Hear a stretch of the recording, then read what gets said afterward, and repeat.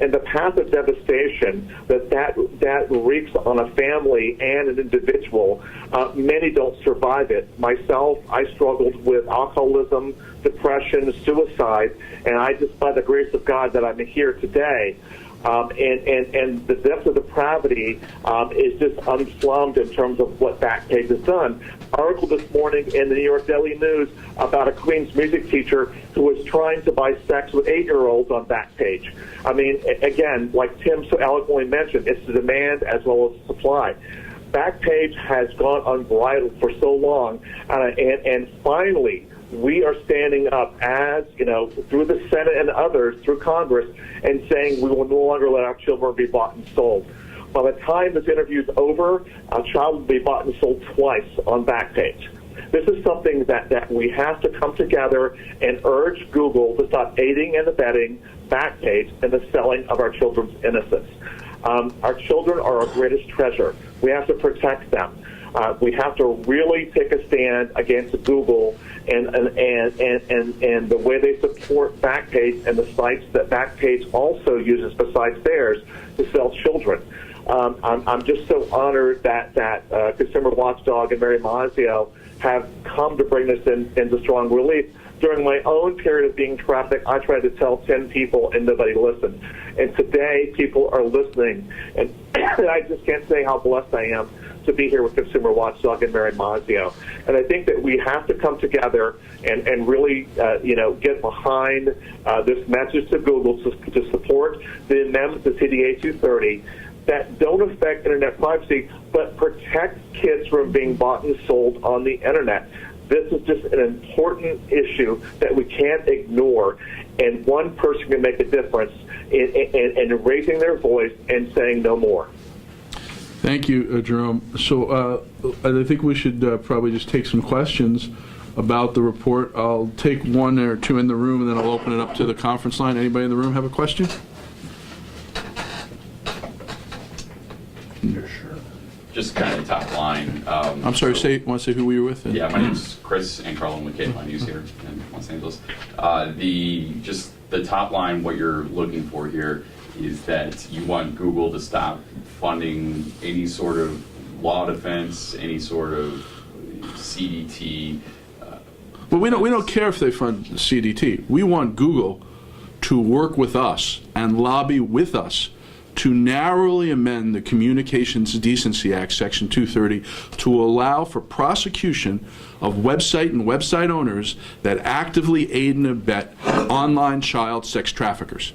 We want Google, we want Facebook, we want Microsoft, we want every tech company in the Silicon Valley to lobby with us to support actively and affirmatively a narrow amendment to Section 230 of the Communication Decency Act that says if you sell kids online and you know it and you help the sex traffickers with emojis and crafting of their ads and you're involved in that, it's not an innocent activity, you are actively aiding and abetting online child sex traffickers, you can be held accountable by the families who've been victimized by that sex trafficking in court, and to make it a crime to do that, as Mary has said. So we don't want them to, we don't care who they fund as long as they're not funding groups who are lobbying against this change in the law.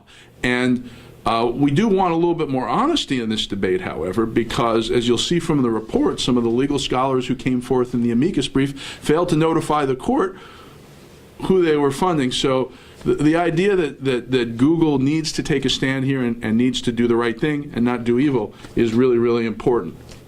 Jamie, how does Google actually profit from this? Well, Google profits wildly from the general notion that it is never liable when a movie is pirated and put on a site, and it advertises for a pirated site, or it advertises for counterfeit drugs, or it advertises for, in a general way, this is a slippery slope for Google. They feel that if they do something that they probably know is right and stop this crazy child prostitution ring online, if they stop that, then the next step is going to be, well, we're going to be liable for other criminal activity that we profit from. But they profit because they're in addition to the Senate report's acknowledgement here that they're profiting directly from Backpage's AdWords and the links they have on Backpage's site, and obviously search results that go to these places, actual business revenue from Backpage. Their general business model, ignores and doesn't weed out sites that engage in all sorts of criminal conduct, and they're afraid that if they ban what is clearly one of the most evil types of criminal conduct, they may be liable for other criminal conducts, and there's a slippery slope here. John, did you want to add? No, that's what it is. I mean, you said it. Well, how much do you think Google actually profits from it? Well, there was an estimate by an academic that sort of suggested, I think it's in the report, but I believe it was about $11 billion annually that came from revenues from sort of questionable activities that they wouldn't have been held accountable for under Section 230. So now there was some cases where they did agree not to advertise drugs from Canada illegally, and settled that. This was back, I think, for $500 million. We were involved in that. Well, we did raise some of those issues. We were involved in one that had to do with bad financial loans that were bogus loans. But a lot of but there was an academic study about that, and that amount, as I say, it's in there in the report. Where's the reform effort right now? Is there actually a measure or a bill that is on the floor of the House or the floor of the Senate? Yes. Not the floor. Mary, what's the status of the House bill? You want to talk to that? Yeah, so Rep. Wagner dropped about 2 weeks ago a House version of an amendment to Section 230 on a bipartisan basis. It's a fairly aggressive amendment. We understand that there's another amendment working its way through the Senate that will be a little bit more narrowly scoped. And we also understand that representatives of the tech community have already been up and down the hill pushing back against any amendment to Section 230, and we really hope that will stop. Are we hoping, in essence, that by pushing this particular measure through the House and through the Senate, it's going to force all internet companies, including the search companies, to basically start asking questions of the firms that they're accepting advertising revenue for? In other words, check them out. Before you take their money, what do they actually do?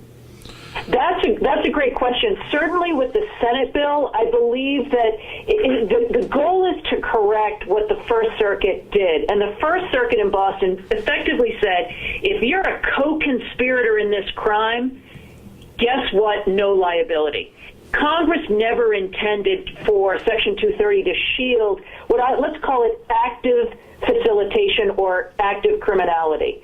And so, most content-neutral sites will have no issue at all with a change. However, as John mentioned before, there is illegal activity that happens on Google.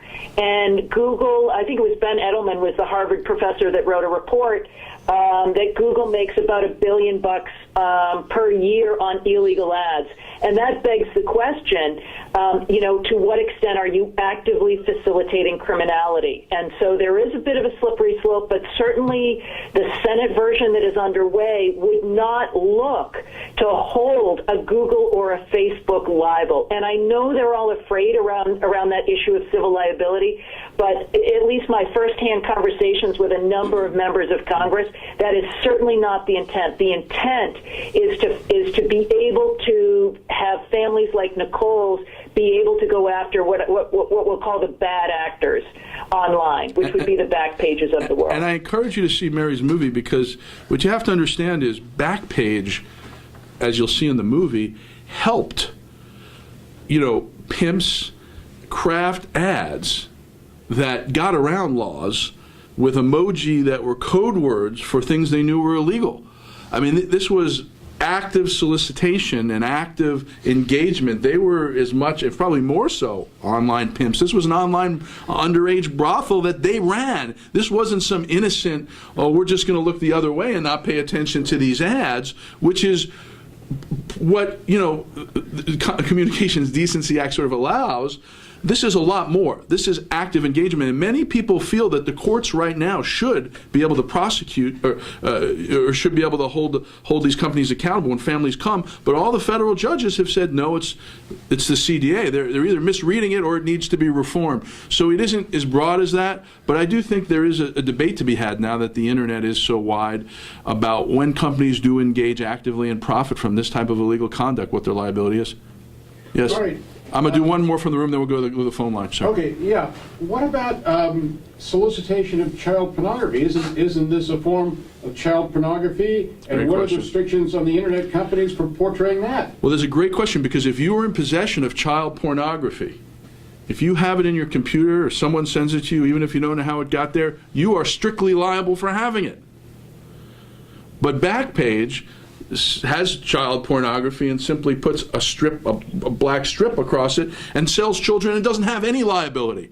So this law has to be updated to actually be more equated with child pornography laws, that as a user of child pornography, you are a user or you are just an accidental tourist because someone sends it to you and someone finds it on your computer, you go to jail, man. That is a simple thing, because we don't want child pornography. And yet we turn a blind eye when children are bought and sold on a website that the U.S. Senate is actively engaged in an online brothel for children. The movie also, I just want to say, portrays Senator McCain, Senator Portman, Senator McCaskill's reaction to Nicole's testimony and other families, and it's pretty clear that they are on the cusp of changing this legislatively, but for one big problem, which we see walking as the 800-pound gorilla from the Silicon Valley in the corridors of the U.S. Capitol. Google, Susan Molinari, who was at the White House, they are all that stands between other families suffering and families not suffering, and it is on them to change their tune. Sorry, go ahead. How does the Electronic Frontier Foundation defend providing of child pornography over the internet? They don't defend it because it's illegal. They defend Backpage in what I think is, unfortunately, I mean, this type of, where Backpage, lies about being censored. Censorship is not this. The government didn't do anything here, and the government, wasn't stopping the news media from reporting on something, which is censorship. This was, obviously cooperation at a level that a non-profit in support of a principle should never be on a child sex trafficking site with a statement about the First Amendment being violated. I think EFF is absolutist in its defense of First Amendment freedom and doesn't really think about the consequences for families and doesn't ever want to contemplate a slippery slope. That is probably for EFF a principled defense. For CDT, I wouldn't say the same thing. CDT is not a principled group. It was created for one reason. But the revolving doors between Google and these these not-for-profits suggest that they've lost in their pursuit of this absolute principle. They bathed in this crazy idea of the flag, something that is criminal. It is criminal.